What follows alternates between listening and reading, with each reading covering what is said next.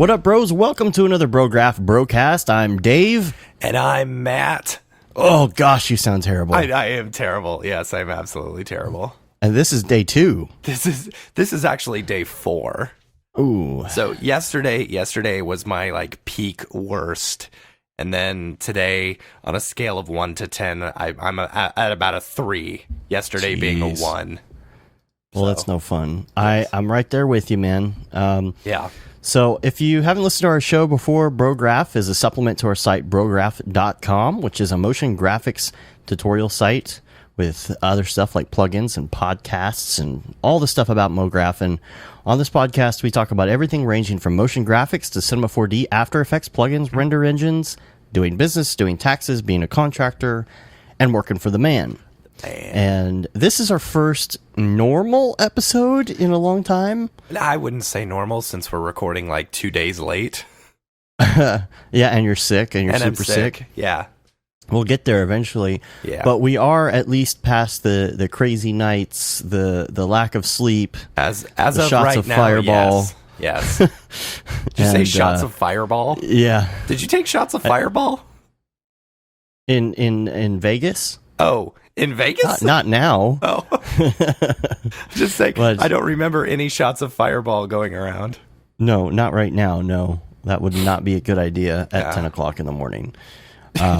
So we'll try and remember how to do this show. Right. Even though we're a little bit rusty. We got a lot of love on last week's show. Yeah, totally. Especially all the poop jokes mixed in with MoGraph. Apparently, people really like that for some reason. I would just like to apologize for that. My wife was listening to the show, and she goes, This show is stupid. All you guys are talking about are poop. I don't even remember. Such a blur. I don't even remember. I know. I don't even remember what we talked about. People seem to like the 4-person Brograph stuff. You know, I thought that was. I was worried that it was just going to be a giant cluster F, and it was. You know, I guess it turned out all right. Well, especially with Skype and stuff, it's really hard not to step on each other with 4 people. Yeah, it's really rough. Yeah, but it seemed to work okay, and so we're back in the swing of things. Yep. It's just like riding a bike. Just like, I guess. Unless you've never ridden a bike before. Unless you've never ridden. Or they add extra wheels to the bike, or the bike goes from a regular bike to like a motorcycle. Then that's a little bit more difficult. We'll put the training wheels on. Yay. So I went to Santa Fe for my brother's graduation. Yes, you did. On top of all the other traveling we did, including going to Chicago. We went to Chicago, yeah. And it was NAB, and then the very next week it was like Chicago, and we weren't expecting to go Chicago. It just like happened. You know? Yeah. And then you're in Santa Fe, and I drove there. You drove there. That's awful. Long drive to Santa Fe from here. 12 hours, and got stuck in traffic on the way back in the middle of the desert. Literally middle of the desert. All cars stopped for 5 miles. People out of the car, hanging out, smoking a cigarette, whatever. Why? No idea, because by the time we got to the front, nothing was there. That's weird. Maybe it's Roswell aliens or something. I don't know. But okay, was Roswell on the way there? It was very nearby. Oh yeah, it wasn't on the way, but it was very nearby. It was, and we were just off Route 66. So like, this crazy. Sorry. There's this crazy place. You know Game of Thrones, right? I've heard of the show. Yes. You know, I haven't seen Game of Thrones. I've seen like 2 episodes. And I just, it's one of those where I'm like, oh, maybe that'll be the next thing I watch. I mean, everybody says it's good, right? Yeah, so I've heard. George R.R. Martin is a major investor in this place called Meow Wolf. Okay. And that is not a Dead Mouse reference. Right. And it's really, really hard to describe, but like... It's very hard to describe. It was this trippy place, and it just, I have a real interest in those what are they called? I have a real interest in it, but I don't know what it's called. It's the thing. Like it's like a very Escape room. avant-garde Yeah, but escape like room, I guess. it's not really an escape room, but it just reminds me of it because there's this whole kind of thing that's going on with like these clues and things that you have to figure out while you're there. And you don't have to do that part of it because that would take a really long time. I think it would take maybe like 3 or 4 hours because it's so involved. But imagine, okay, it's 22,000 square feet. It was built in an old bowling alley. Oh, it was a bowling alley? That's cool. Yeah, and so you walk in, and in the inside, when you go in, you open the door, and you don't know what to expect, and you walk in, and there's a house. And you're like, whoa, there's a house inside of here. It's got 2 stories, the whole deal, and there's different rooms laid out, and you know, the first thing I'm thinking, oh, this is like a set. This is like a movie set house or something, right? But you go in, and everything works. Oh, yeah. And everything's real. There's TVs, there's computers, there's Mac Pros sitting around, and like people are on them because apparently there's crazy clues on them and stuff. Weird. First thing is the fireplace. The fireplace is like you could just crawl into it and you go into this other area. Really? And yeah, and you're walking around. There's this old stove and there's blinking lights and all this other junk on it. And there's people looking for clues. Everybody's searching for clues. That's so funny. If they're doing that part. See, you were sending us these videos, and I was like, this is so interesting. It's almost like, excuse me, like you can't see everything the way it normally is. You know, you have to explore it, and who knows, that's like another entrance to another place. That was super crazy to me. The weird thing is, like, anywhere you would turn where you think, oh, there wouldn't be anything over there. You go check it out anyway, and there is something over there. Right. The fridge is what totally threw me. Dude, okay, so there's people in the kitchen. And they're sitting there, they're going through the mail on the dining room table type thing in the kitchen, on the breakfast nook.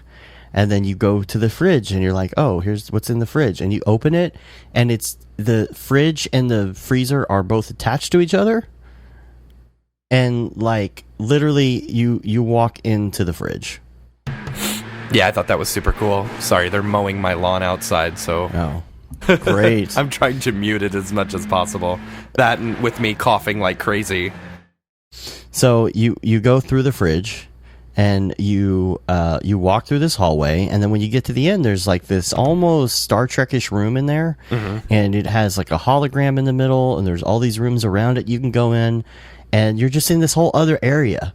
And, that's super cool. The weird thing is there's no like linear way to experience this experience. But for me, I really thought, like, I was just thinking of other ways you could enhance this with media, with projection mapping, with all sorts of stuff. There's another area I was walking around and it was like all these old TVs. And I walked up to it, and there was like this guy in a space helmet just looking. It looked like something David Ariev would have done. Yeah. And like looking at me through the TV. And then I moved to this other area, and there's an ice machine. And I open the ice machine, and I walk inside the ice machine. And there's a mirrored infinity room on the inside with neon lights and buttons that control everything. And that's cool. There was like... there's all these secret passageways in the bathroom upstairs on the second story of this thing. There's like a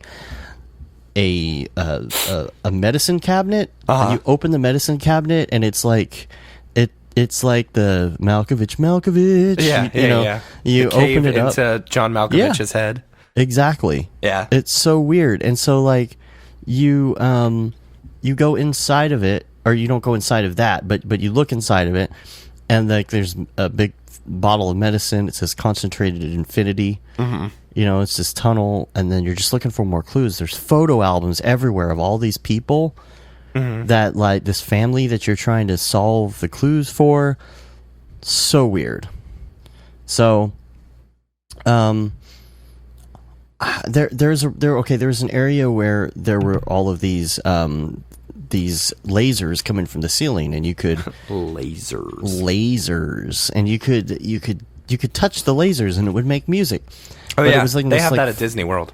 But it was like a foggy room with like, in a weird projections of shapes and colors, but the shapes and colors were being controlled upstairs from another room where you could like sit there and mess with joysticks and change things. That's cool.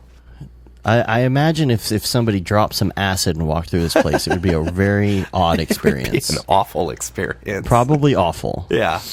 I mean, there's probably right there. Some drugs would make it bad, and some drugs would make it good. Yeah. Yes. You know. Yeah, I can imagine.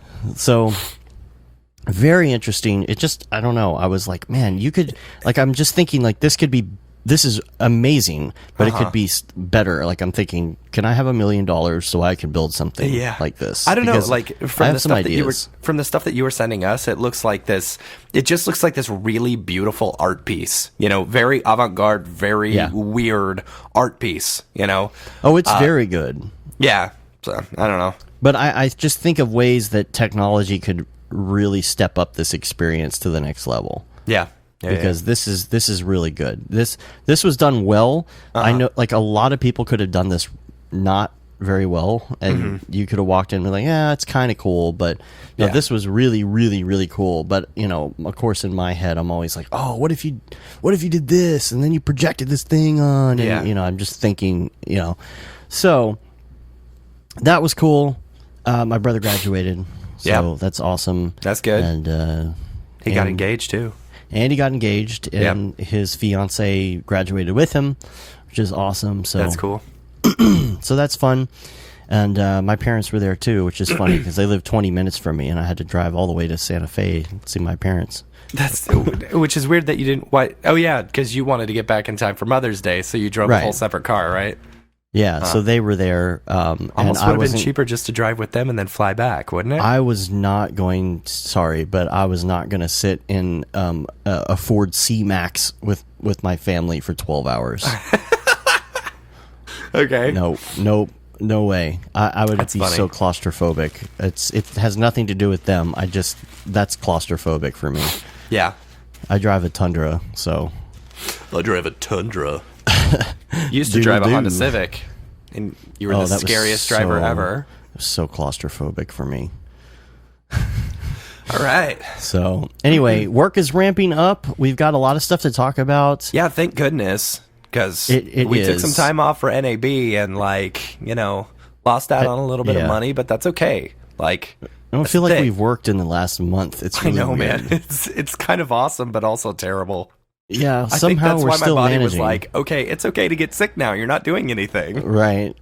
But, you know, we were looking at the books this morning and noticing that the same thing happened last year. We got back from NAB. It was super, super slow the first 2 weeks of May, and all of a sudden, just bam. Yep. On the 15th, it became our busiest month we ever had. And that's happening. It happened yesterday. It's so weird. Yesterday, just like clockwork. Yep. So, that being said, and you being sick, we've got a shorter show, like we always say, right? Whatever. It's going to be a long show. Well, we've got a hard out, so to speak. What time? I actually have a call in an hour and a half, so okay, that's all right. We got to make it quick. But yeah, we're getting back on track. David's moving to California. He's out in California right now. Yep. Schmooping it up, and the schmoopening hashtag feel the schmoopy. I don't know. And and so we're gonna have him back on the show here pretty soon, because you know we're getting back into all of this this crazy work coming in, and of course it's summertime and it's time for us to stagger our vacations with our families. Yep. So we've got that going on, and we have some guests coming up. We've been talking to Barton Damer about being on. I literally just got a message back from him. Nice. So, yeah, he's good to go. Nice. I think that will probably be the episode that falls when both of us are out of town at the same time on a Sunday. And you're going first, and then I'm going second. You're going to Disney World. I'm going to Mexico. Disney World. And dude, we got our RFID bands or whatever. Nice. Those are super cool. Like, once my kid realizes that he can pay for everything he wants with that little band, that's going to be terrible.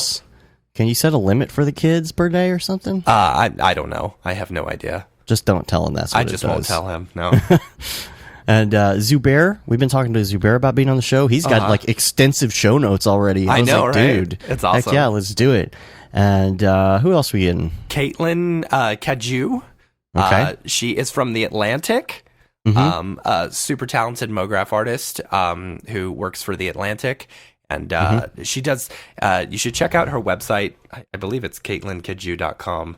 And we've also talked to Devin Coe about possibly being on in the future. We haven't really worked out the details yet. Oh, it's Kate Kaju. CaitCadieux.com. She's got the I really like her reel. It's great music and like the super like pixel pop type stuff, like the computery video game type stuff. It's pretty neat. Cool. So, and then I think David, haven't really talked to him about this yet, so I'll just ask him on the show because I know he's listening. David Arya. Yeah. Oh, okay. Have him on the show when you're out of town. When you leave for Disney. So got a lot of good stuff coming up, and we've got some other good things coming up. So much more, but we can't tell you. Yeah, we finally just finalized some big stuff. Amazing Amazeballs things. Yeah, some Amazeballs things. But now we're working out how to like implement it and execute it, and we're hoping. We got a long way to go. Yeah, we got a long way to go. We just Yeah. want to make sure. We want to make sure whatever we launch is going to be perfect. Yeah. We got the C4D Live prizes went out yesterday to the winners of the Brograph Luminous Spotlight for Octane. I got an email from Anna who was like, I don't think this was supposed to go to me. I didn't order this. Somebody's probably disappointed they didn't get their plugin. I'm like, no, you won. They didn't tell you? You won. So there you go. So we've got the winners of that. And, okay, so a couple other things. First of all, half res tickets are going really fast and almost sold out. Almost sold out. So get your tickets if you're going to go. Dude, I was going through the site because, you know, the website shows everybody who's going and they can put their own little message. It shows everyone who has bought a ticket who like put their information up there. Like, for example, I bought both of our tickets at the same time, but you're not up there. So it could be, you know, twice as many people if they're buying multiple tickets. Right. But when I went and I looked at that website, I was like, I know that person. I know that person. I know that person. Yeah, I was like, oh my gosh, like all my friends are going to be here. Yeah. And then all these listeners that we've never met in person that we keep talking to. Raid Zero, like, he's coming all the way from the UK. Yeah. And Sage, we'll finally get to meet Sage. Dude, Sage, Gayton. Yeah, Gayton's coming. Right? And Paul. Is Perry going? I'm assuming Perry's going. I don't know. We'll see him at SIGGRAPH, though. But so many, like, that's so, I just kept going, I know that one, I know that one, I know that one. I was like, oh my gosh, this is going to be the biggest bro fest. Oh gosh. It's just like, it's amazing. Like, all these people in one place at the same time. It's ridiculous. It's such a cool little community. Yeah. And, so if you haven't gotten your tickets, what we're saying is get your tickets and get them soon, because odds are they're going to sell out. Like last year or the years previous, they have been, you know, just giving away tickets, and then whoever shows up, it's first come, first serve, you know. But this year they're actually charging for them, which is good, because I think that will help, you know, increase the, I don't know. I think by paying for a ticket, you know, even though the event was really awesome last year, that was my first year going, like, I feel like actually being able to throw money towards it, not just relying on sponsors and stuff like that, is really going to up the value of it. And if not, then whatever. You know, we've been thinking about that too with DFWC 4D. Mm-hmm. You know, we've got we need to do another one pretty soon. I don't think that we're going to be able to push one out until July, just because of schedules and vacations and stuff. And SIGGRAPH and half res, just all this stuff going on. We got to somehow still make some money in there. Yeah, right. But we were talking about doing the same thing, maybe not charging as much money, but charging maybe $5. But we're gonna do, if you're a listener and you do attend the DFWC 4D shows, we are going to send out some sort of a survey kind of a follow-up survey from the last one and ask some questions. And that's going to be one of the things. Would you be willing to pay $5 to help support, the funding of the show? Because we are dumping so much of our own money into it. It's ridiculous. Yeah, we dumped a lot of money in the last one. So, but we don't buying some equipment that we could use for all the rest of them as well. So, and we don't mind doing that. That's not the thing. But it helps support us a little bit. And who knows? Maybe we spend the same amount of money, but then we have the cover that can go toward other stuff. Yeah, you charge $5, then everyone makes sure that they can get a free drink or food or something like that, because that's the stuff we're giving away anyway. You know? You're just prepaying for one drink. Right. So, and the new version of Skype is awful, by the way. Terrible. On Windows. So terrible. Oh, I didn't talk about my laptop even. Oh yeah. Go ahead. My Razor died. Yeah. What a load of crap. Even like less than 60 days into having it. But we're like 2 or 3 days from leaving for NAB. Which is why I bought it. Which is why you bought it. So that we could do work if we needed to while we were at NAB. Yeah. I can't believe it. The thing died. And I walked in the room and I'm like, that's weird. Why is the BIOS on the screen? Mm-hmm. Huh. Well, usually if you see the BIOS on the screen, you're like, okay, just save and exit and we'll reboot. Right. Nope. It goes right back into it. I'm like, okay. Turn it off and restart it. Nope. Okay. Reset all BIOS defaults. Nope. Yeah. Okay. Okay, let me go back to the hard drive and select the hard drive that I have, that my SSD is on, so that I can boot off of it. Nope. Oh, where's doesn't the hard exist. drive? Where's the hard drive? The SSD completely fried. Yeah. And I asked them about it. I said, I need it in like 2 days. Can I do something about that? Can you send me a new one?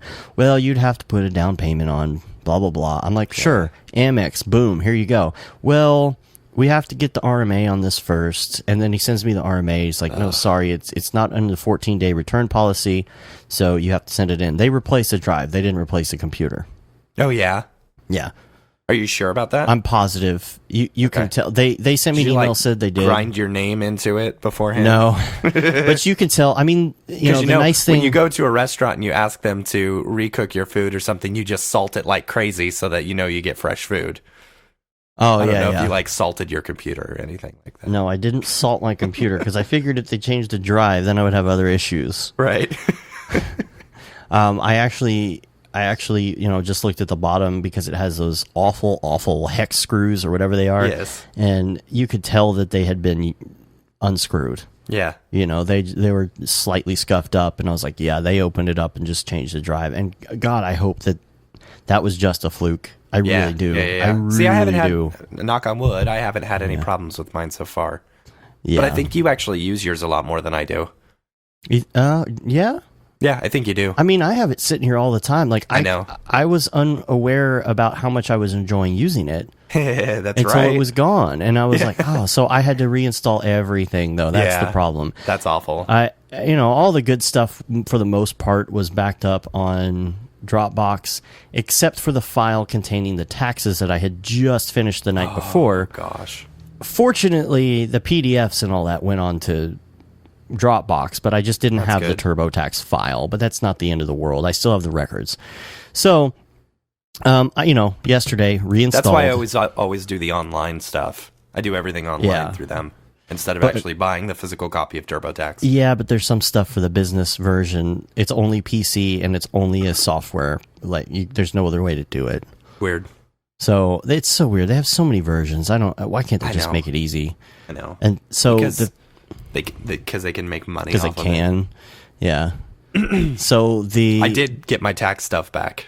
My payment plan has been approved. Yeah, me too. For paying my taxes. A little underestimated. It's not too bad. We'll have it paid off pretty quick. It's under control. Nobody panic. The thing about the laptop is I had to reinstall Unity. I had to reinstall Unreal. I had to reinstall Cinema 4D R17 with Octane that I had on there. Oh my gosh, just so much other stuff. And so I get to Skype, and I go to the website and I look at it, to install Skype, and it's like, oh, install the old beta of Skype. I'm like, oh wait, or not beta, the old version of Skype. Yeah. I'm like, oh wait, it's already on the computer by default with Windows. Yeah. And I'm like, all right, so I open it up, and it's just all different and convoluted and awful. It's weird. They do like the dark scheme or whatever, and it's like you have to physically go in there and rechange it. But my biggest like problem that I have with it is that normally whenever you minimize Skype, it keeps the video going and everything, and I can see like a little version of you, on top of everything. That's all gone. And the other thing we found out is that when you minimize Skype, your picture goes away on my end. Yeah, which is that's the so stupid. stupidest thing. You're not going to switch screens. You're having a conference call with somebody, and your video keeps going in and out. Right? Like, who does that? I don't know. And it's just weird, like the overlays. I don't know why they decided to make it suck so bad. Oh, and you can't change your inputs while you're on a phone call. You actually have to hang up and then do a new input. Yeah, and you can't use it while you're using Premiere for some reason. But that's not new, dude. That's the way it's been. I've been running into problems with Premiere for the past like week and a half. It's so stupid. It's like I'll open up Premiere and then I don't get any video, so I'll shut it down, or I'll be working for a while and then all of a sudden I don't get any video. And so I have to shut it down and then reopen it up, and then I don't get any audio. So then I have to shut it down and reopen it back up, and then it works fine. It's like, well, that was your tweet that went out too. I see people are still liking that tweet. Yeah, it's stupid. It's like Premiere has always had problems, and I don't know why. It's like I don't know whether it's like a Skype thing, because you and I are almost always on Skype, or I've always got Skype open for some reason. Or do they just not work well together? And if that's the case, that's stupid. But even your Premiere by itself has issues right off the bat, and like that's why I'm such a stickler for like not updating anything like as soon as it comes out, because it always breaks. I know. But my Premiere wasn't, I don't think, updated to the newest version, or maybe I was forced to update to the newest version. I can't remember. Yeah. But yeah, you need to be updating your stuff because of that whole like virus that went around, the ransomware thing. On what? The ransomware that went around on all the PCs and stuff, and that like making you have to pay. Like, it's worldwide news that's been happening. I know what you're talking about, but it was fixed easily. Did you hear about that? No. So how was it fixed? The whole thing. The guy registering the domain name. Yeah. Yeah, but then like they just released a new one that's supposedly supposed to. I mean, plus, how do you unencrypt your files? Man, that is just some BS. Yeah, it's awful. There's got to be, like, how is that even possible? And it doesn't happen on Mac because so many people are in administrative mode where you have to. So, like, how does that get on anything and install itself? I don't understand how that works. Is it DirectX? I guess it's all the DirectX. They use some sort of something. I know that DirectX was a huge vulnerability thing for quite a while, so maybe that's part of it. Yeah. Man, that sucks. All right, so the big thing, though, would be Deadmau5. Yeah, we went to the Deadmau5 show in Chicago, which was awesome. Crazy. Yeah. Crazy 24 hours. So that started the whole sickness in my family. Well, I was already there from Vegas. Yeah. You know? And it's just like, it just went from there, and then, you got it, and it's just, it lingers. Yeah. And when you don't sleep, and when you're just, in weird environments, it just makes it worse. Yeah. So we basically flew out Friday morning at 6 a.m. Yeah. So you have to get up at like 4, to get to the airport on time. And we flew out. We hung out. We went to the Shed Aquarium, went to lunch with a couple of the Maxon guys because they were up there for something. Another conference or something.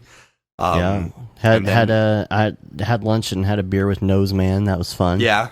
Oh, he's got to come on the show too. We talked about that. He's already agreed. That is going to be an interesting show. Let's pick another one where I'm like super sick, and we'll just let him go, and he'll talk for like 2 hours. Dude, he will go off on these subjects, and it's so interesting. Yes. It is so much fun. Yeah, it is fun. We were talking about not even Cinema 4D related stuff, and just the convo is just amazing. Yeah. So we then it was cool because, you know, we went with Chris Schmidt and Matthias and Patrick and Noseman.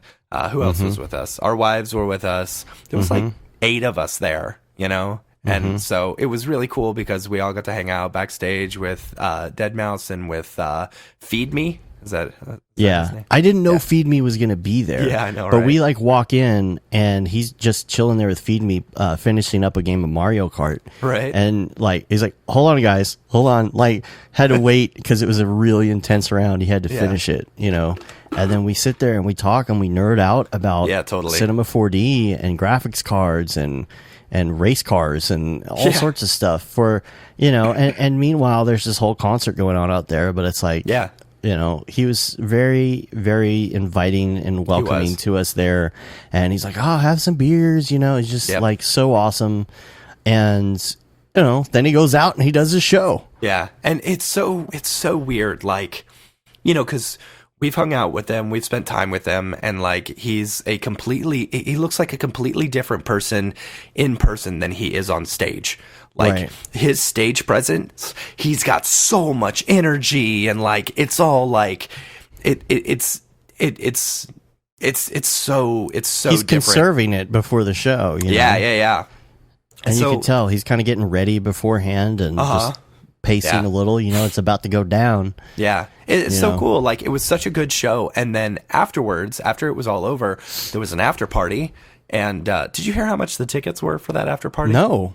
It was like a ridiculous amount of money. Like how much? Like hundreds of dollars, I think. Are you serious? I think so. Maybe I just dreamt that. I could have just dreamt that. I don't know. We came back, you know, because we were kind of walking through the VIP area, and then this other area, we were by ourselves from the side, like watching the show. Yeah. And so we would go kind of back and forth and just hang out and whatnot. And then we get back to the dressing room after it's over, or the green room, whatever you want to call it.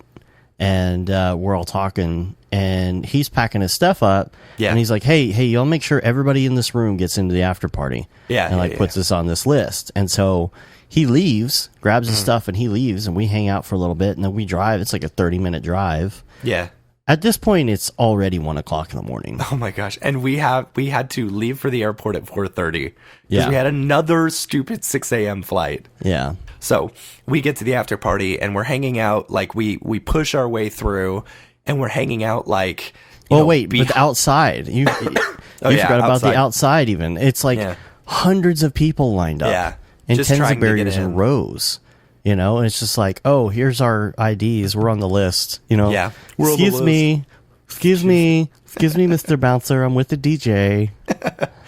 So, I don't know. It was super cool. Like, even then, once we got in, and like there was this whole little area behind where he was actually like DJing or doing his thing, you know, where like it was cool. Like, you got to see his setup, and his setup was like one of those your standard typical like loops and beats and stuff like that. And he was like, man, he was going nuts. He was, and it was awesome. It was so crazy. It's so different than, you know, it's so different than just his normal everyday like streaming stuff. Oh like, yeah, this was like the deep cuts. Yes. This is the trance deep cuts. This is not what you're like. This isn't his regular music. Right. You know. When we got in, it's funny because we got these wristbands outside and they had us on the list, and that's the point where they realized that the club was full, and all the bouncers like looked at like this crowd of like 200 people, and we're like, all right, that's it, guys, tables are full, everybody go home. Yep. Like, not even like, we'll wait and see if you can get a table. They're like, nope, go home. Dude, and there were so many girls that were just like, hey, can I get in with you? Can I get in with you? You really? know? Yeah. I didn't have any of that. There's one girl in the line, and then like, and I'm there with my wife. It's like, she doesn't even care. You know, this stupid girl doesn't even care that I'm there with my wife. Yeah. So, and then we're standing, Amy and I were standing basically upstairs, for the show, upstairs, like dead center, because I wanted the perspective right for the videos that I was shooting, you know? So I wanted to be able to get video of it. I mean, we came all the way from Dallas to Chicago to do this. I wanted to see it right, you know?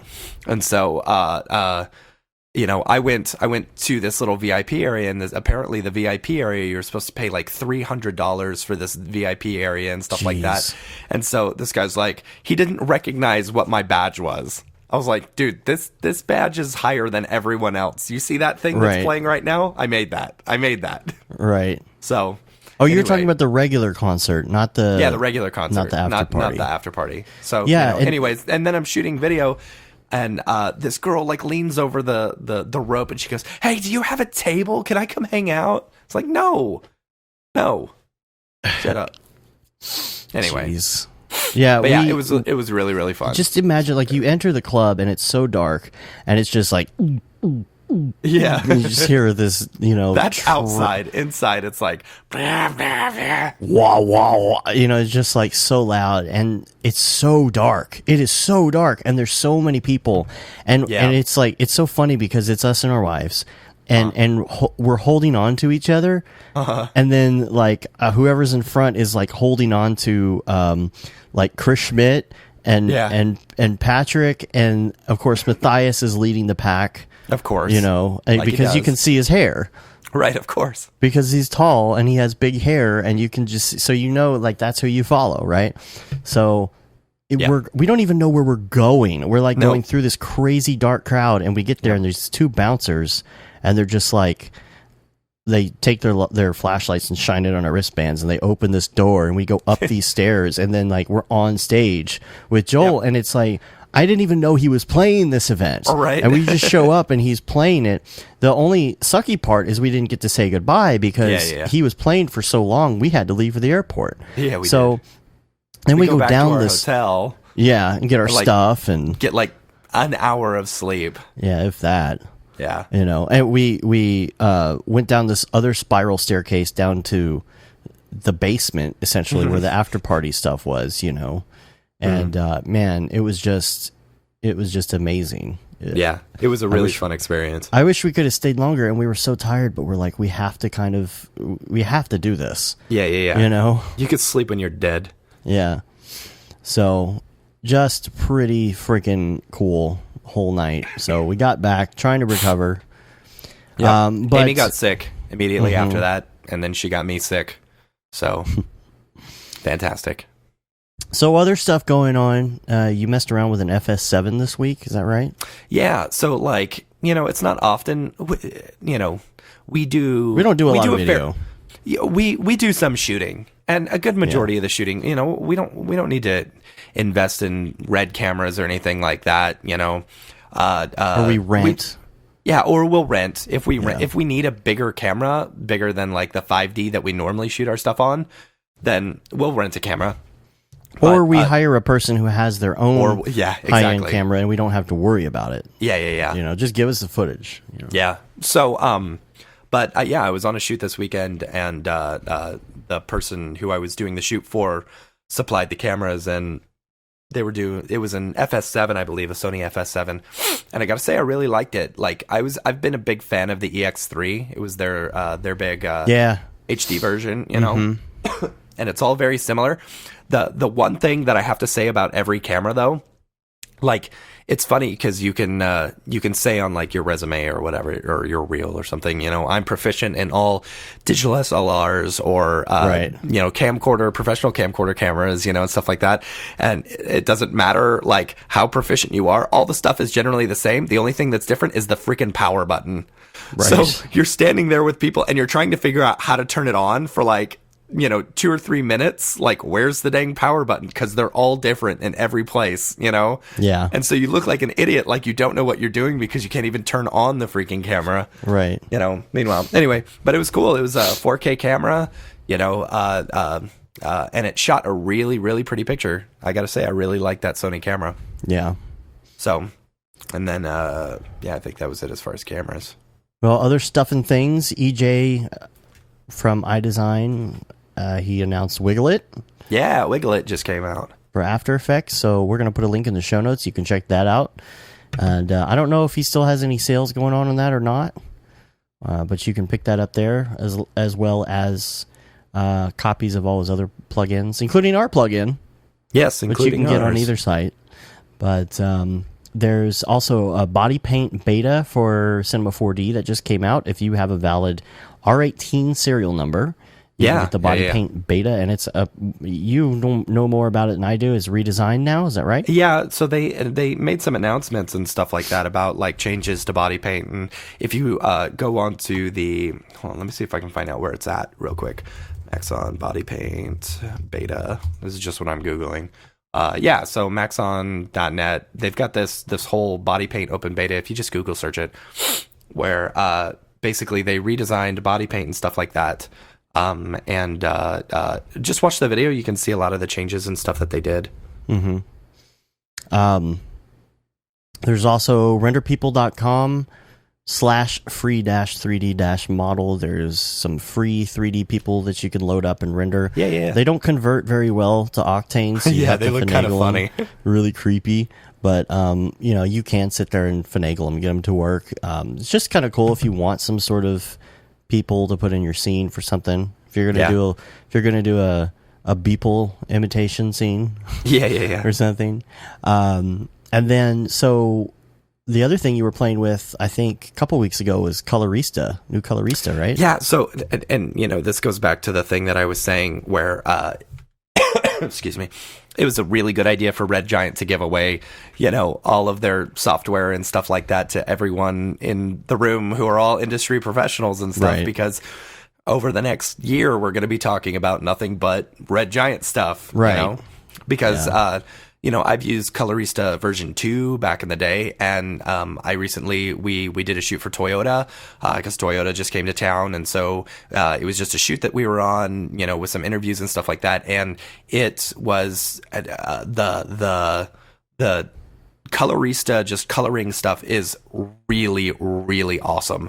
Like it makes it to where you can color things very quickly and make it look really, really good, Anyway, but yeah, that's the Colorista version 4 that comes with I believe it's the editor's suite or something like that. There's an option in it though that I think is kind of douchey, but it's the pop. Pop, yeah. So now though, when your hovering art director comes up, yeah, and says, "Oh, it just needs to pop," you just hit that button. Basically, all it is a high pass filter, so it makes things like super crisp and gross. Yeah. But I actually did use the pop. One of my shots was slightly out of focus, so what I did was I just brought up the pop a little bit, and it made it look a little bit more crisp. Yeah, little color boost, a little sharp. Yeah. That's cool. And then this extravaganza project is coming out. It's a VR experience. Yeah, VR it was, video experience. There was a press release done just today about this. It's extravaganza. It was it was official selection of the Tribeca Film Festival this year, and a good majority of it, if not all of it, was all done in Cinema 4D, which is pretty cool. So that'll be in the show notes, the little trailer for it. And they're going over, I believe, to the Cannes Film Festival. Canned? Cannes? Cannes? Canned. Cannes? Canned. As in past tense of canning something. You sure it's canned? But there's no D in it. Or maybe it's can. I don't know. I've heard people call it cons. Cons? Yeah. So confused. I don't think I've ever read it. I've just heard it. I've always called it the Cannes Film Festival. How do you pronounce Euro? Gyro, gyro, Euro. There's four ways to say that. Pronounce Cannes. All right, here we go. The owner of blah, blah, blah, blah. The con. That the actual word pronounced con in France. Ooh, oh wait, no. Mr. Cannes Frenchman. is closer, but no cigar. And S is really pronounced Cannes. So the Cannes Film Festival, whatever. All right, and here's an interesting thing I came up with against in After Effects. I was even talking to David about this. And maybe again, this is one of those things. I installed the new After Effects, and now I'm having problems. There is the issue with I was rendering out some text with effects. some really heavy text with effects that took a long time to render, and I was basically pre-rendering them, so that I could bring them back in and not have to worry about rendering them in the rest of the scene. And when I did that, there's these little effects on the text, and they disappear, and the last frame of the text, they're gone. They're supposed to be gone, and they're supposed to be gone. They disappear, and you have just the text by itself. So I bring them back into my project, and I time remap them. And sometimes you do have problems with time remapping in After Effects, especially like if you're pre-comping time remaps. It gets a little hairy sometimes. But I time remap so that at the end of the text, the blank text just stays there. Right. For the rest of the comp. And it was not doing the last frame. Yeah. You know what? I've run into that problem anytime I'm time remapping clips or pre-comps or something. Where you'll do time remap and then it'll go to the end and you won't have anything. So I always have to do one frame before, create a keyframe there, then delete the other one. I've done that a lot. I know what you're talking about. Yeah. That happens to me a lot, but I'm used to that. The problem with this is there's no way around it, because you would go to the last frame and it's not the last frame. And so I was like, all right, so I actually would turn off the time remapping. And I open it up, and it's still the same way. And then I double click on it and just open it. You just double click a clip and it opens by itself in After Effects. You just watch the clip. Same thing. It gets to the last frame. It's not the last frame. The time code is correct. The time and I checked frame rates and interpolation and all of this stuff. All correct. Everything was fine. Just a raw. Is this new After Effects, or is this an older version? Most recent update. Yeah. But again, 1 second and 1 frame should be the end of it, and it wasn't. It was 1 second, not 1 second and 1 frame. I ended up and I re-rendered everything with an extra frame. Still the same problem. I had to go in and re-render like an extra 10 frames on each piece of text in order to get it to work correctly. And I do not understand why there's always these odd bugs. But again, it comes back to every time you update, something's broken. Yeah. I know. I with the Adobe suite, I always wait. I almost always wait to update, because I know it's going to be broken. Right. You got to wait 6 months for them to patch all the bugs before you can start using it again in production. Yeah. So. And then you get to that point, people are sending you files, and it's like, this was made in a new version of After Effects. And you're like, but I don't have that, and I don't want to update yet. Yeah. So just got to make sure you keep your old version. Yeah. So I got something here. I got something here. So for all you New Yorkers, for all you New York freelancers, a new law just went into effect in order to protect freelancers who are doing work. It's I don't remember what the name of the law is. But basically, it will protect freelancers who are doing work. It says employers must sign a written contracts for freelance work valued at $800 or more, either for a single job or total services contracted within a 120-day period. The contracts must include a payment date for the freelancer. If they don't, businesses must pay within 30 days of completion of the work. Wow. Yeah. So a plaintiff who proves a one-time violation of the new rules could be awarded $250 in damages. Employers found to have a pattern of violating them face civil penalties up to $25,000. Okay, you're going to need to send the link to this, because this is pretty good. This is amazing protection. Who put this into place? So I've been following the Freelancers Union. Yeah. They're a website started by Sarah Horowitz, I believe. And so basically it's just, it's out there to try and help freelancers, whether it's writers or whatever, to kind of succeed. And so this was a big thing that they were pushing, was this freelancers law, in New York City. I wish it could be all over the place, but this is I just think it just got voted on a couple days ago, and that was pretty big. So that's pretty cool. Yeah, send me the link so I can put that in the show notes as well. Okay, I just sent it to you. Project Felix. I didn't know about this. I think it's been around for a little bit, but I was reinstalling my new Adobe stuff yesterday and figured that I would install it. So I'm going to give that a try and see. How have you even opened it yet? No, not yet. But I mean, I just got it installed. But it's just a 3D. It's like an easy 3D thing for Photoshop, basically a separate program. So at some point I'll check that out. I'll give it a try, and and then on the Octane Facebook group, Antoine Collignan, is that how you say that? Antoine Dodson. What? Antoine Dodson. He's made 40 plus sci-fi decals. Oh yeah. I saw Did you see that? Yeah, and so you can buy it for cool. like $3 or something, but like I'm going to put the link in, you can check it out, because these for $3, like this is something really cool to have handy, especially because everybody is so into like space and doing this sci-fi and crazy looking Octane renders and things like that. This is a really cool thing to have on hand. Yeah. So, especially for stuff that you're just trying to like create these neat little backgrounds, like a lot of these sci-fi backgrounds and stuff like that. It's really cool just to have these at your fingertips. And somebody posted a link to he posted a link to the preview of it, so you can see the preview, because everybody's like, well, I want to know what I'm getting at least. Right. It doesn't have to be a good preview, just let me see a preview of it. So he posted the preview.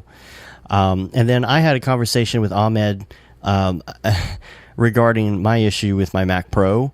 So I figured out why I can't install the new Octane on my Mac Pro. Why is that? Because in order to install it, you have to have the latest CUDA update, which I went and then I looked at the thing, and I hit the button and it says you're up to date on CUDA. The reason it says that is because my OS is now... it does not support the new CUDA, and so I have to update my OS, then update my CUDA, then update my Octane. Dave. That's going to be not fun. No, it's not. I should have done it. I mean, I haven't been here, but I should have done it before all of this crazy work came in, because I want to do the adaptive sampling stuff, and I can't do it yet on this computer. Anyway, just need to work on your PC from now on. That's what I do. I know. God, I don't want to redo all that. Yeah. I need to gut this room and start over. Yeah, you do. Yeah. Take out all your shelves and stuff like that. And then turn your desk towards the door, and stuff like that, or like get a new desk and put it towards so much work and money. So much work, yes. Or I could, oh gosh. Or you could just keep working the way you work. I know. That's the thing. That's why I don't like all that. I don't like change. I don't like change.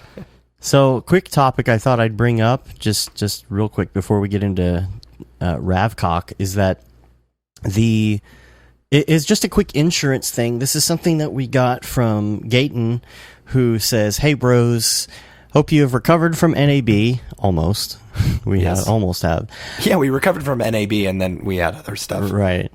I feel with all the drinking excitement and sushi boats, it would take about 2 weeks to make a comeback from. Yes. Oh man, those sushi boats were so good.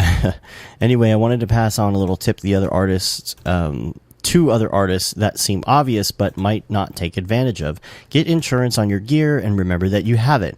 As you know, my system crashed pretty bad. We were talking about that on Twitter, and I had to buy a new one. Not happy about spending money on a new system. I remembered it was covered by my renter's insurance, and I should be getting back some cash. So, get insurance on your gear and never take a chance. That's super cool. Yeah, that is really cool. However, I do have to put in a little word of warning on this. Renter's insurance is not so much of a big deal, but a lot of this, whether damaged, stolen, whatever it is, if you try to put this stuff on your homeowner's insurance, you're going to have a bad time. Yeah. Because they will raise your rates. I've encountered this in many occasions. I don't know if you know this, and I don't know if this is just a Texas thing or not, but your car is considered an extension of your home. I did know that. So when I was working at a movie theater, which is crazy, I was working the box office within view of my car, and I did not see this happen. Somebody smashed my window and grabbed my book bag, which is stupid because all they got was all my books that they didn't want. So dumb. Right. And so my dad at the time, he said, well, we're just going to put this on homeowners insurance. And he did, and his rates jacked up the next time around because my book bag was stolen, and we paid for the window that way. It was so dumb. And then I had a Mac Pro stolen at one point. When I had my old video business in Arlington, we did a lot of moving around when we moved out of a studio, and we moved a lot of gear into my business partner's house. Well, he was trying to sell his house. He was remodeling a lot, upgrading the house. And by the back door, he put some hard drives, some KRK Rocket 5s, and our brand new Mac Pro tower at the time. Yeah. And, he had the back door where you could see inside. And he had all of these people doing repairs and stuff in the backyard.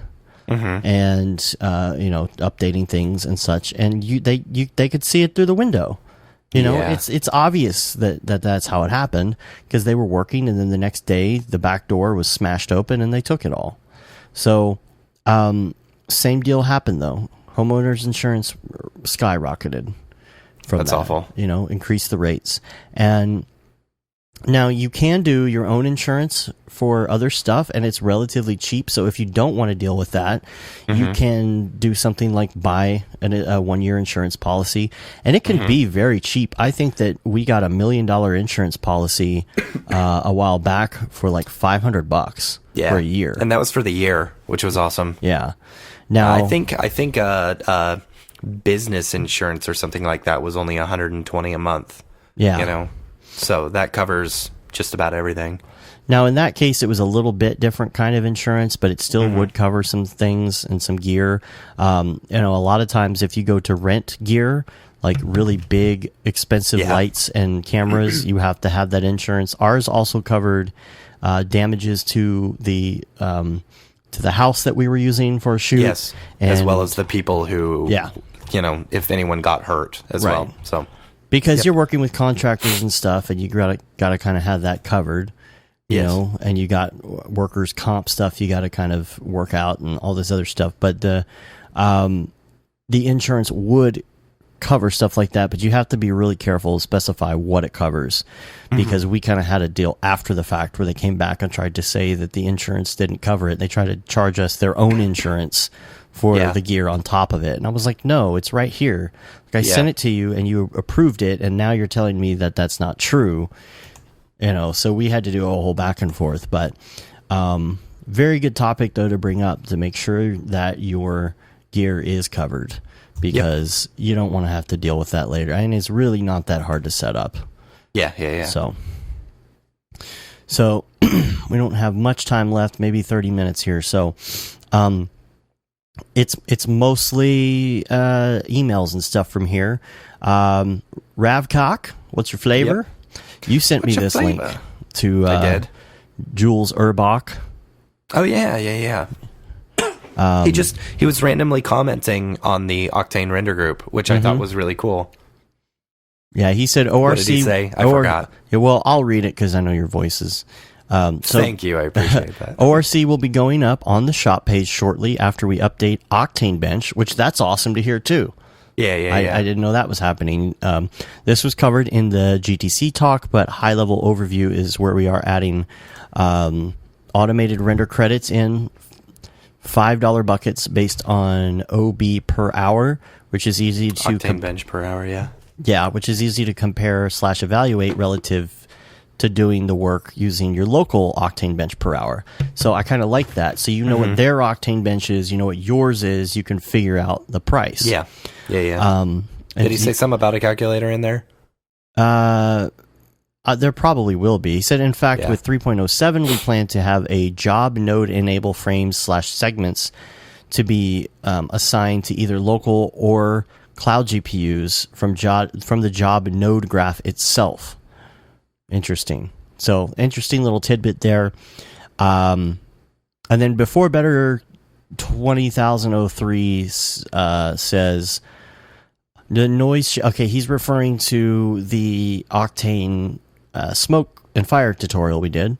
The noise shader movement does not work. The animation speed will change the noise, but in static mode. Keyframing the movement does not change anything for the noise. It's not moving on any axis, any tips. I said that's because it just doesn't work in Octane like that. Yeah. You're using noise. You're using native Cinema 4D noise and trying to incorporate that, and it just doesn't animate. And I don't know exactly why.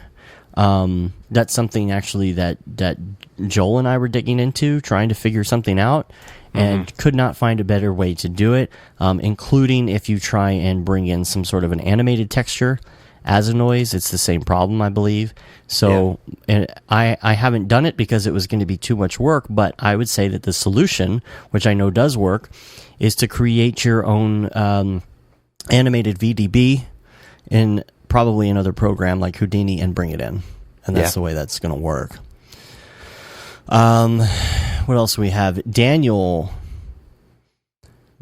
sent in. Daniel, son. First off, love the spotlight for Octane. Apologize if the answer is simple, but I'm wondering if there's a way to have the spotlight assigned to a lighting pass.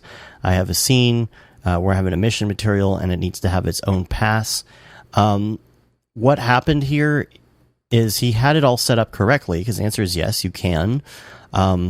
If you're using our spotlight and you need to dig into tags and stuff like that, it's really easy. You just go to the layer and you turn off the hide layers. We just hide all the gack so that you don't have to worry about it. There's nothing really secret in there. It's just, we have it turned off just for simplicity's sake. So if you turn it back on, you can get in there and you can adjust tags and things like that, or add tags. And what actually turned out was going on is, you have to remember, by default there is the visible light.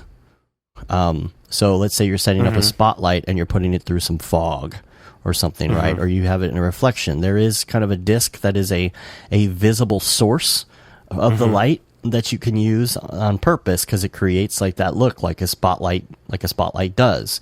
The white disc shooting out. And so what was going on is that white disc was getting picked up in the specular.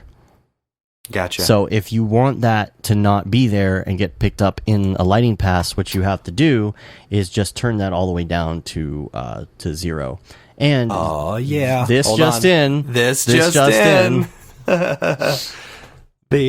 new Cineversity, they just released the NAB My Presentation. All right. Along with Patrick Longstreth and Perry Haravas. That's pretty awesome. Now, were those all the same ones you said they were wondering? No, I actually thought they were going to put Patrick, me. I knew they'd put me and Patrick together because we were very similar. I thought they were going to put Andy on there as well. Yeah. But that's interesting that they put Perry. Perry's was a great, absolutely great presentation. So, and they used a really good picture of me. I look pretty good. Nice. So. That's good. Awesome. Yeah, that's so exciting. So we'll put that in the show notes as well, so you can check that out. Then we've got Jay Thompson, who sent in animating a black body emission in Octane. He said, "Hey bros, glad to hear you and your mates had fun at NAB this year, and I'm trying to animate neon lights turning on and off in Octane in Cinema, and using inner diffuse material with a black body emission applied, with an outer transparent texture to achieve the color. I've used the power slider to animate. Unfortunately, I've been unable to animate this on export. In the viewer, it's fine. Any help would be appreciated." And I sent him a message. Oh, you did? Yeah. Because I did too. Oh, okay. I told him to use check materials. Yeah, I told him that too. And it worked. I told him, I said, I don't know which one it is. Sometimes you just have to fool around with these, Yeah. And most of the time it'll work. So, okay, that worked. So he said it worked. He said, if you're ever in the UK, I'd love to have you guys do a talk at or at my Motion meetup. So if you go to meetup.com/London Motion, that is the London Motion meetup. That would be really cool. We've been talking about, if we ever go overseas, being able to do some sort of meetup. That would be great. I want it to happen, and I had even mentioned to David Ariev and to EJ that we should all make a trip over there. And that would be awesome. I think we should. I think that would be super cool. London Brograph. Yep. So, anyway. He said, haven't done one in a while. Haven't done one of those meetups in a while, so I'm doing as much freelance as I can for a wedding. I guess He's getting married. Hopefully later this year. That should change. Later, bros. I also wanted to mention, I wanted to do a listener reel of the week. Ooh. Because we were sent this mographmanny.com. Yes. You can check that out. Manny Graph Manny. I'm getting there. Last name. I mean, I have it in front of me, but you know how bad I am with pronunciation. Manny Jimenez. Oh,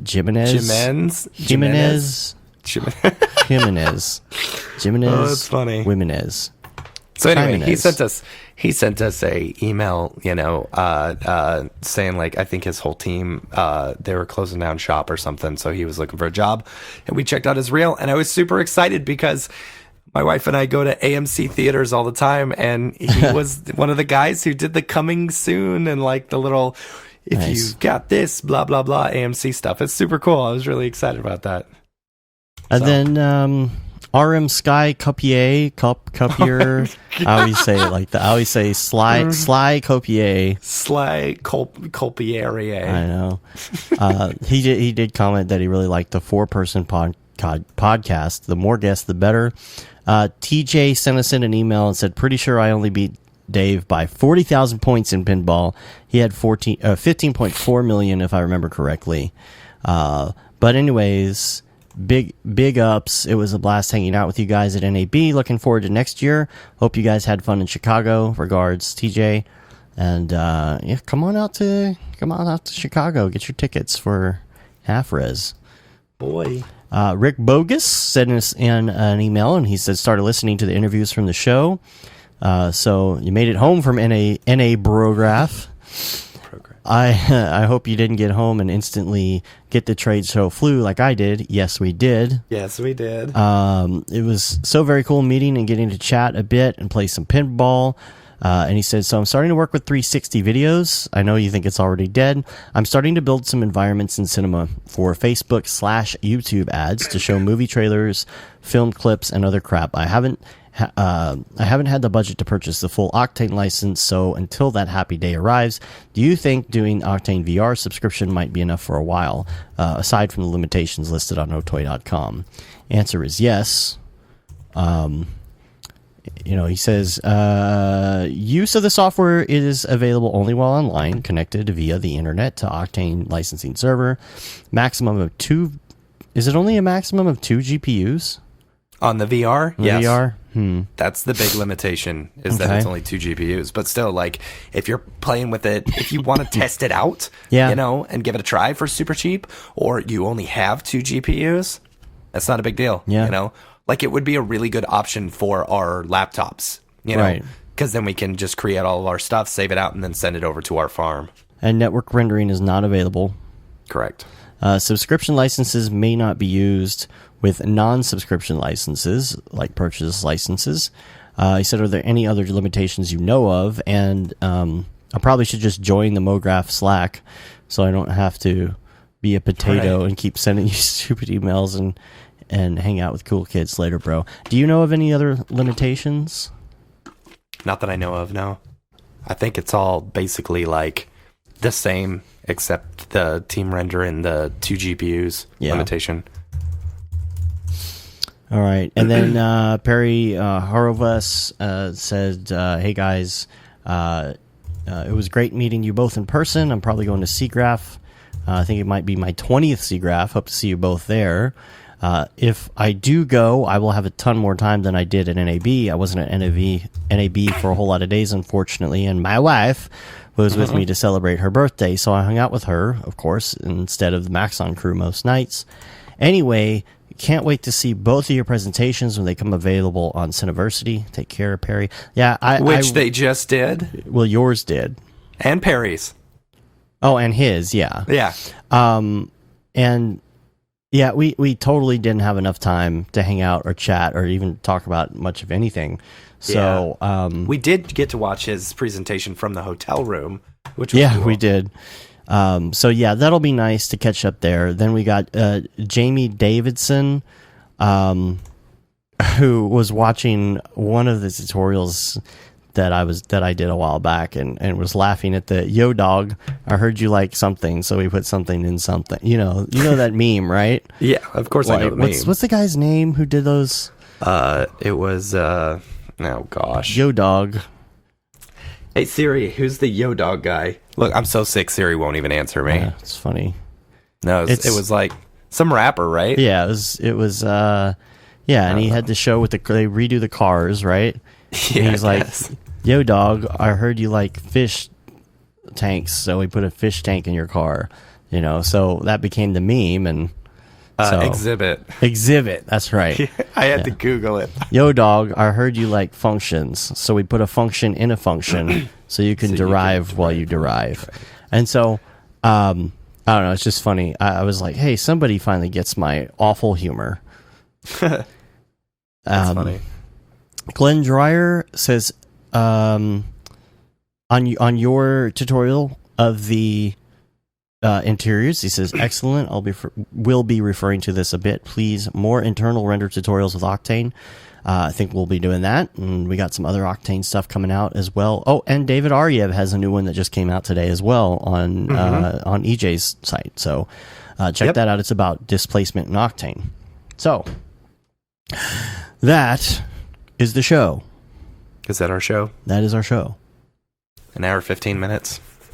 I guess so. All right, I'm sick. I'm going to go take a nap. I told you it would be a short one, but I think we got a lot in there. So yeah, I agree. I feel like it was a very, very good and jam-packed show. Yes. All those people complaining it's too long, right, will be very happy. Yep. So that's okay. All right. So we got a lot of good stuff coming up. I'm not sure who, if any, guest we'll have next week, but now that we're kind of back in the grind, we're going to have a lot more to talk about because, that's when we get the most notes. We get the most ideas of what to talk about when we're actually, in the field doing the stuff. So if you have any questions, it does not matter if it's new, if it's advanced, or not just questions, but show topics as well. You can email us at brograph@brograph.com and just, let us know. We're back in this grind now. We're trying to get back in the swing. So we really want some good topic ideas that are going to help us, move forward now that, that we're going to, we don't have cool like NAB stuff to talk about and dead mouse stuff to talk about anymore. So it's now back to the boring stuff. You help us produce because we want to know what you want to hear. Yep. So, that being said, it is not the end of May yet. Were we going to the end of May for that contest?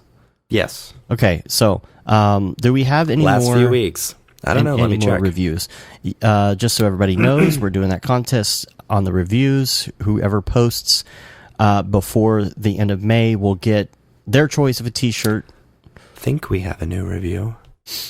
So do that. You can leave a review on iTunes, and you can subscribe to us on there as well. If you don't listen to the show on iTunes, please give us a subscribe anyway there. If you listen on other platforms such as YouTube, or if you listen on the site, you download it. There's so many different avenues. We do not have any more reviews. Yeah, right. So right now, Chad Knight is going to be winning that shirt. All right. If no one does anything. You got 2 weeks to beat out Chad Knight for the random generator thing. Newsletter, I know I keep saying this, but I have ideas for the newsletter that's going to go out, and it's on my list of things to do here pretty soon. It's finally written in the OmniFocus. You can say you've been there, done that, got the T-shirt with the No Brograph, No Mograph T. Also, the Paul Babb shirt, all the proceeds from that go to Doctors Without Borders. And then we have the limited edition Gaten DeSimone T-shirt with the computer with the fists in it. And so we're also on Facebook, Twitter, Instagram, and, of course, YouTube and Brograph.com. Yay, we made it. Yeah, you still have a voice. That's good. And I didn't even need to take a bathroom break. Nice. Yeah, I know. Normally it hits me about 45 minutes in, and then I have to go. And then I just wait for the next hour and a half. Yeah. It's like torture when we have a David Ariev show. Because those are like 3 hours long. Yeah. Anyway. All right, cool. Are we getting out of here? We're getting out of here. Yo, it's time to eat lunch. Right. Oh, yeah, lunch. Yeah. Dude, that's the worst thing about being sick. Like, you just don't want to eat lunch. Of course, I had like a mega huge breakfast at Whataburger for breakfast. Soup. You need to get some soup, Matt. Dude, I had whatchamacallit, some ramen noodles. Whatchamacallit? Yeah, those are good. Those are very good. No, the ramen noodles, I had some ramen noodles yesterday. The worst thing about ramen noodles, like, while they're very good, you have ramen noodle burps for the rest of the day, and they're disgusting. I'm not sure if I've ever had them before. Ramen noodles? Mm-hmm. How have you never had ramen noodles? I guess I'm not poor enough. All right. I kid. But that's what everybody says, right? That's the budget item. Yeah, if you're it's broke, like you eat 10 ramen cents. noodles. Yeah. Yeah, it's awful. Yeah. It really is awful. Full of sodium. So, it is full of sodium. Yeah. Dude, really it's weird. Like, normally whenever you get sick, like, you lose weight. Like, I've actually gained 3 pounds because, like, I don't feel like dieting while I'm sick. You know, I want to actually eat food, and I'm eating crappy food. If I have a fever, I lose weight. If I have a cold, I gain weight because I just start eating. Yeah, that's probably the case. Yep. So, man, I'm glad I lost that weight for NAB, because that picture of me looks pretty good. Yeah, got my good side, too, my good sideburn. Not my ugly sideburn. Your good sideburn. I have just next time you see me, look at my face. You'll be like, just shave it different. I don't shave it different. I shave it all the same. Well, no, I have to shave it differently in order to make it look similar. But one grows backwards, and the other one grows down. So that's funny. I look like a big weirdo. Well, it's my turn to lose some LBs now, so I gotta take care of that. All right, you could do that before SIGGRAPH. I just started mountain biking again, so yeah, you did. Yeah. Proud of you. All right. All right. All right, we're going to get out of here. Until next week, I'm Dave. And I am Sick Matt. Have a good one. Later, bros. Oh, I hate those pills. They're so big. It's a Mucinex. Oh, yeah, I know what you're talking about. But they work. Yeah, they work really well. You don't use the D one, do you? I do use the D. You like the D?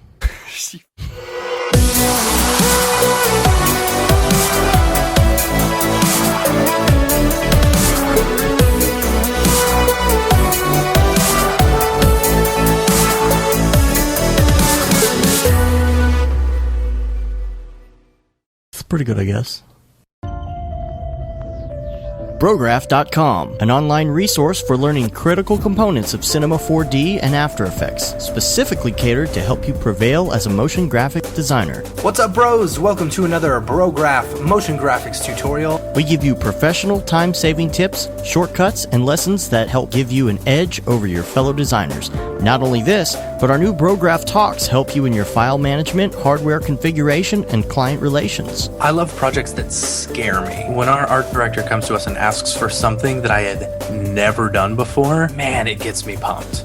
Join us for live sessions, check out our crazy Cinema 4D experiments, or just watch our Fun with Brograph series, where we show you practical applications for techniques learned in previous tutorials. Do this from the beginning, and your client is going to respect that, and they're going to respect you, and they're going to respect your time. Subscribe today and get automatic updates on the latest tutorials, tricks, tips, and inspiration brought to you by industry professionals Dave Koss and Matt Milstead, all with a slight dash of dry humor peppered in. Real nice banana. Brograph.com, your source for tutorials that will help you thrive in the motion graphics industry. Don't just play around with Cinema 4D and After Effects, master it, and make money by becoming indispensable at your workplace. We don't care how you get here, folks. Just get here. Subscribe now to Brograph Tutorials.